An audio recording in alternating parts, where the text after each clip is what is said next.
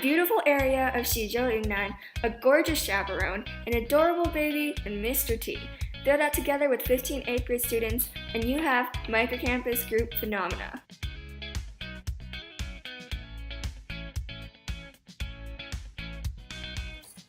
Prior to the trip, students each selected a topic of high personal interest.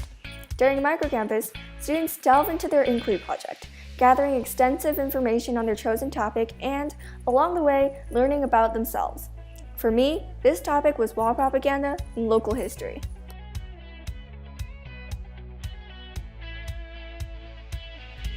In order to gain insights into historical events in Xizhou, one might examine the personal stories behind messages regarding the Four Olds, the one-child policy, and recent land preservation movements. August 19, 1966. The Four Olds campaign officially began. The Four Olds refers to old customs, old culture, old habits, and old ideas. According to Mr. Yang, during the time, many antiques, paintings, and even buildings were demolished because they were considered part of the Four Olds. In fact, the stone archway in Sifangjie was beaten to the ground during the Cultural Revolution. Imagine a group of middle schoolers, your age, holding hammers half their size and just pounding away at the stone, Mr. Yang describes. I was shocked by what Mr. Yang told me. It never occurred to me that the stone archway, the one we walked by every single day when going to lunch or dinner, was once different.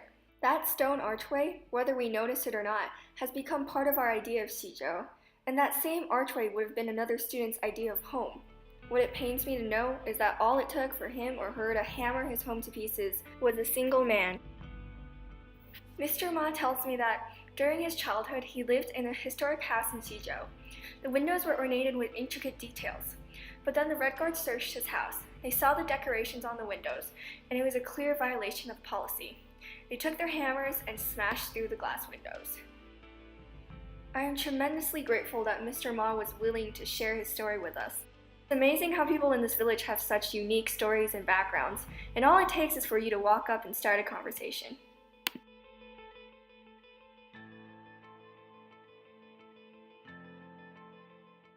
The one-child policy was implemented in 1980s in response to a huge population boom in China. There were many exceptions to this rule. For example, minority groups and farmers were given the choice to have 2 children. Others who violated the rule, however, faced harsh consequences. Families were fined ridiculous sums, and women were forced to go to the hospital for abortions. One such woman I met during my time at Microcampus. She was standing in front of propaganda promoting the one-child policy. There were tears streaming down her face. When I approached her, the story poured out of her. The woman is currently 40. She was forced into an abortion at the age of 30. She was 25 weeks pregnant at the time. 4 to 5 government officials confronted her in her house. They first demanded for a fine to be paid. When she revealed that she was financially unable to do so, they forced her into a hospital for an abortion.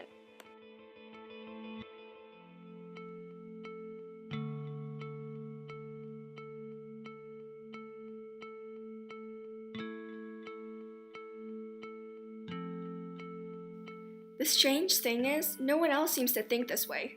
Every other mother I've spoken to, including Miss Ma and Miss Lee, say that they believe the one-child policy is a good policy.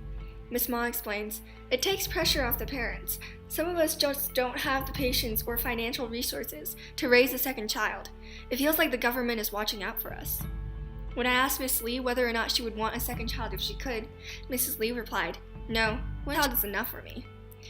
It's interesting to see how such similar women who are in the same age group, who have grown up in the same place, can have such different opinions. The thing is, I set off on this journey hoping to find the truth behind these propaganda messages.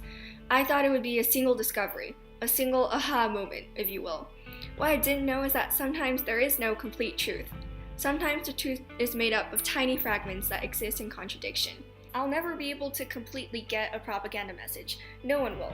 All I am is really glad that I have had the chance to discover even a few snapshots of it.